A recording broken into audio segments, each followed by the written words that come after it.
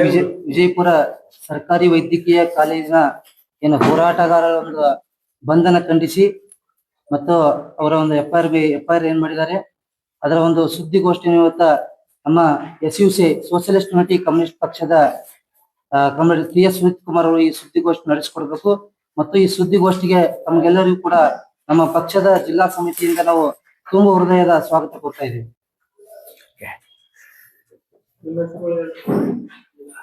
ಇವರ ಹೆಸರು ಹಿರೇಮಠ ಅಂತ.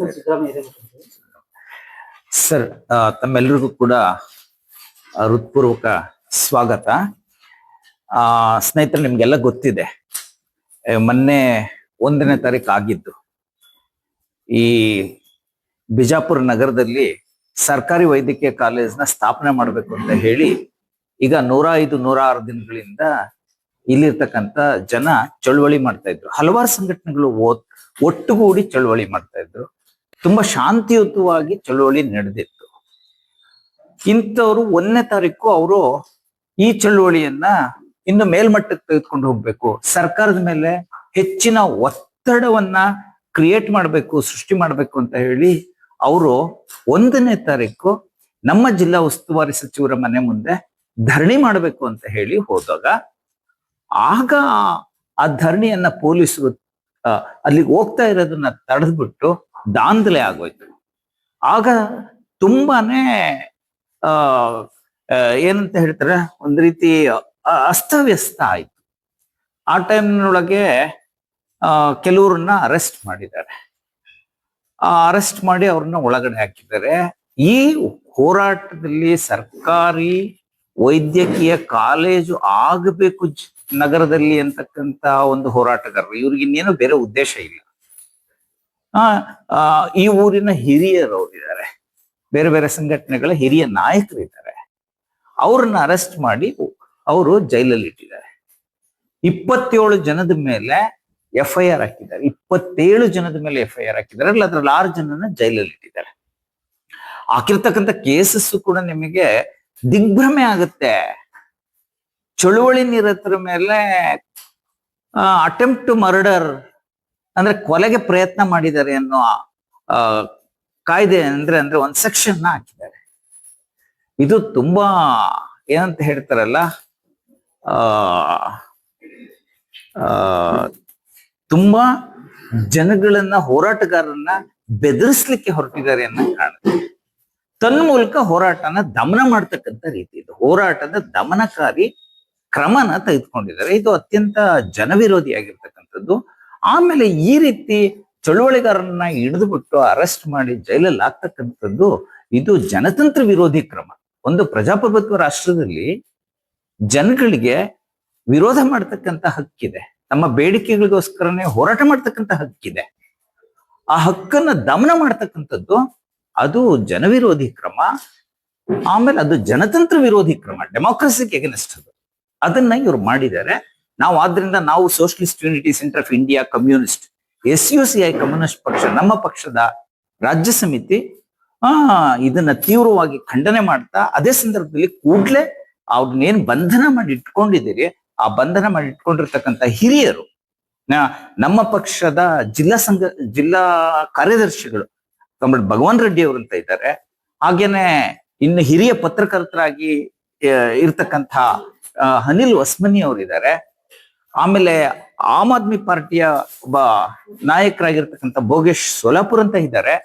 ಹಾಗೇನೆ ಇನ್ನೊಬ್ರು ರೈತ ಹೋರಾಟಗಾರರಾಗಿರ್ತಕ್ಕಂಥ ಅರವಿಂದ್ ಕುಲಕರ್ಣಿ ಅಂತ ಇದ್ದಾರೆ. ಒಬ್ರು ಸ್ವಾಮೀಜಿ ಇದ್ದಾರೆ, ಇನ್ನೊಬ್ರು ಸಿದ್ದರಾಮ್ ಹಳ್ಳೂರ್ ಅಂತ ಇದ್ದಾರೆ.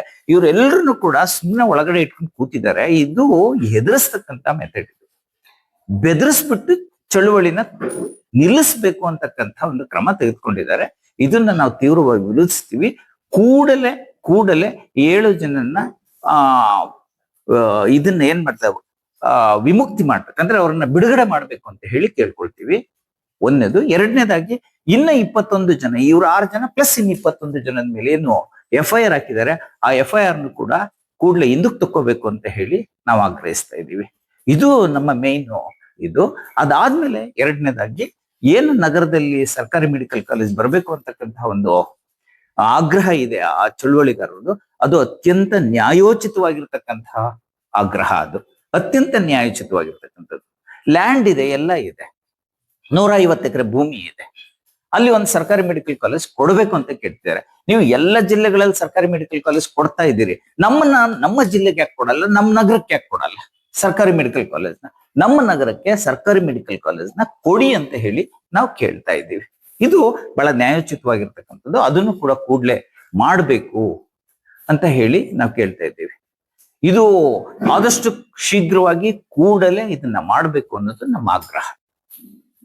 ಈ ಒಂದು ವಿಷಯಕ್ಕೆ ಏನು ಒಂದು ಇವ್ರನ್ನೆಲ್ಲ ಅರೆಸ್ಟ್ ಮಾಡಿ ಒಳಗಾಕಿದ್ರು, ಈ ವಿಷಯ ತಿಳಿದ್ಬಿಟ್ಟು ನಾವು ರಾಜ್ಯ ಸಮಿತಿಯಿಂದ ಇದನ್ನ ವಿರೋಧಿಸ್ಬೇಕು ಅನ್ನೋ ದೃಷ್ಟಿಯಿಂದ ನಾನು ಬಿಜಾಪುರಕ್ಕೆ ಬಂದು ನಮ್ಮ ಕಾಂಗ್ರೆಸ್ ಜೊತೆಗೆ, ನಮ್ಮವರು ಆಕ್ಚುಲಿ ನೋಡಿ, ನಮ್ಮ SUCI ಸಂಘಟನೆ 8 ಜನದ ಮೇಲೆ ಕೇಸ್ ಹಾಕಿದ್ದಾರೆ. ಈಗ 8 ಜನದ ಮೇಲೆ, ಇನ್ಕ್ಲೂಡಿಂಗ್ ಅವರ್ ಸೆಕ್ರೆಟರಿ, ಇನ್ನ 7 ಜನದ ಮೇಲೆ ಕೇಸ್ ಹಾಕಿದ್ದಾರೆ.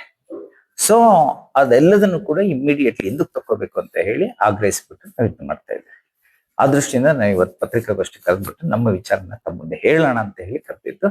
ತಾವೆಲ್ಲರೂ ಬಂದಿದ್ದೀರಿ, ತಮ್ಗೆಲ್ರಿಗೂ ತುಂಬಾ ತುಂಬಾ ಥ್ಯಾಂಕ್ಸ್. ಇದನ್ನ ದಯವಿಟ್ಟು ಪತ್ರಿಕೆಗಳಲ್ಲಿ ಬರೋ ರೀತಿಯಲ್ಲಿ ನೋಡ್ಕೋಬೇಕು ಅಂತ ಹೇಳಿ ತಮ್ಮಲ್ಲಿ ಕೇಳ್ಕೊಳ್ತೀನಿ. ಈಗ ಸರ್ಕಾರ ಹೋರಾಟ ಕೇಸು ವಾಪಸ್ ಪಡೆದಿಲ್ಲ, ಬಿಡುಗಡೆ ಮಾಡಿಲ್ಲ ಅಂದ್ರೆ ಮತ್ತೆ ನಿಮ್ಮ ಮುಂದಿನ ನಿಲುವೆ? ಸರ್, ನಾವು ನಮ್ಮ ನಿಲುವು, ಈಗ ನಾವು ಕೋರ್ಟಲ್ಲಿ ನಾವು ಈ ಕೇಸ್ನ ನಾವು ಫೈಟ್ ಮಾಡ್ತಾ ಇದ್ದೀವಿ. ಈಗ ನಾವು ಅಡ್ವೊಕೇಟ್ನ ಅಪಾಯಿಂಟ್ ಮಾಡಿದ್ದೀವಿ, ಅಡ್ವೊಕೇಟ್ ಮೂಲಕ ಅದನ್ನ ಫೈಟ್ ಮಾಡ್ತಾ ಇದ್ದೀವಿ. ಮುಂದಿನ ದಿನಗಳಲ್ಲಿ ನಾವು ಸರ್ಕಾರಕ್ಕೆ ಆಗ್ರಹಿಸ್ತೀವಿ, ಮತ್ತೆ ಮುಂದಿನ ದಿನಗಳಲ್ಲಿ ಮತ್ತೆ ನಾವು ಹೋರಾಟಗಳನ್ನ ಮಾಡ್ತಾ ಸರ್ಕಾರವನ್ನ ಈ ಒಂದು ಏನ್ ಕೇಸ್ ಹಾಕಿದ್ದೀರಿ, ಈ ಕೇಸು ಬಹಳ ಅಕ್ರಮವಾಗಿರ್ತಕ್ಕಂಥದ್ದು, ನ್ಯಾಯೋಚಿತವಾಗಿರ್ತಕ್ಕಂಥದ್ದಲ್ಲ. ಆದ್ರಿಂದ ಈ ಕೇಸ್ನ ಹಿಂದಕ್ಕೆ ತಗೊಳ್ಬೇಕು ಅಂತ ಹೇಳಿ ನಾವು ಹೋರಾಟದ ಮೂಲಕ ಅವ್ರಿಗೆ ಆಗ್ರಹಿಸ್ತೀವಿ. ಕಾಲೇಜು ಹೋರಾಟ ಅಯ್ಯೋ ಖಂಡಿತ ಕಂಟಿನ್ಯೂ ಆಗುತ್ತೆ. ಕಾಲೇಜು ಹೋರಾಟ ನಿಲ್ಲೋದೇ ಇಲ್ಲ.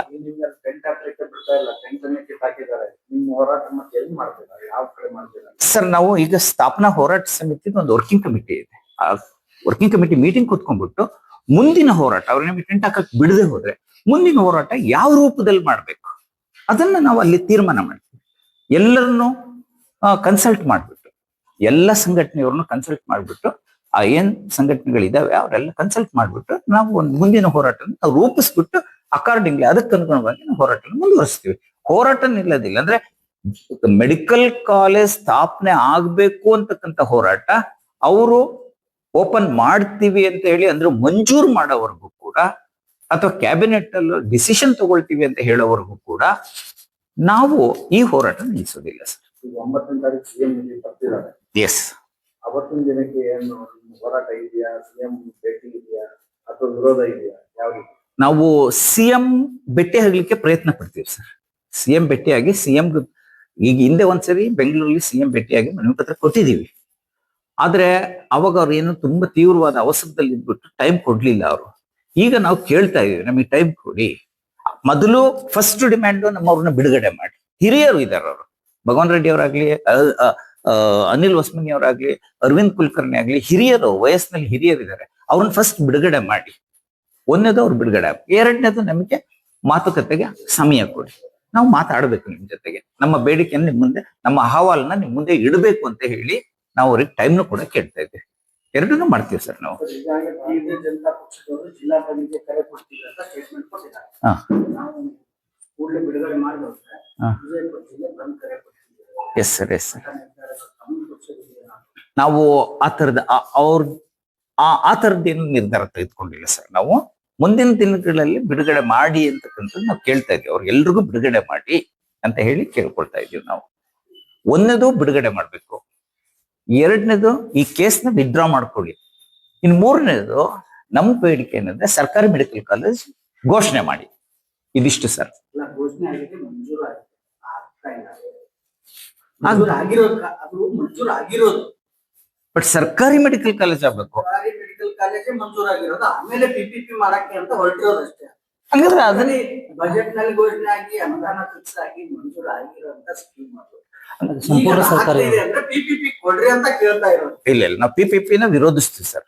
ಅವರು PPP ಕೊಡಲ್ಲ, PPP ಅಂತ ಹೇಳಿದಾರೆ ಅವರು, ಪತ್ರಿಕಾಗೋಷ್ಠಿನಲ್ಲಿ ಹೇಳಿದ್ರು. ಅದು ಆಕ್ಚುಲಿ ಅದು ವಾಸ್ತವದಲ್ಲಿ PPP ನ ಅವ್ರು ಕೈ ಬಿಡ್ಬೇಕು. ನಮ್ದು ಅದು ಡಿಮ್ಯಾಂಡ್. ಸರ್ಕಾರಿ ಮೆಡಿಕಲ್ ಕಾಲೇಜ್ ಬೇಕು. ನಿಮ್ ಸಂಘಟನೆ ಯಾವ್ದಾದ್ರು ಬರ್ತಿರಲಿಲ್ಲ ಬೇರೆ ಜಿಲ್ಲೆಗಳಲ್ಲಿ ಹೋರಾಟ ಏನಾದ್ರು ಮಾಡ್ತಿದ್ದಾರೆ ಈಗ ನಮ್ಮ ನಿಮ್ಮೂರಲ್ಲಿ 8 ಜನ Yes, sir. ಕೇಸುಗಳಿದಾವೆ. Yes. ಬೇರೆ ಜಿಲ್ಲೆಗಳಲ್ಲಿ ಏನಾದ್ರು ಸರ್ ನಮ್ಮ ಎಲ್ಲ ಜಿಲ್ಲೆಗಳಲ್ಲೂ ಕೂಡ ನಮ್ಮ ಬಿಡುಗಡೆ ಮಾಡ್ಬೇಕು ಇವ್ರನ್ನ ಅಂತ ಹೇಳ್ಬಿಟ್ಟು ಹೋರಾಟ ನಡೀತಿದೆ ಸರ್. ಬಳ್ಳಾರಿಯಲ್ಲಾಗಿದೆ, ದಾವಣಗೆರೆನಲ್ಲಾಗಿದೆ, ಮೈಸೂರಲ್ಲಾಗಿದೆ, ಗುಲ್ಬರ್ಗದಲ್ಲಾಗಿದೆ.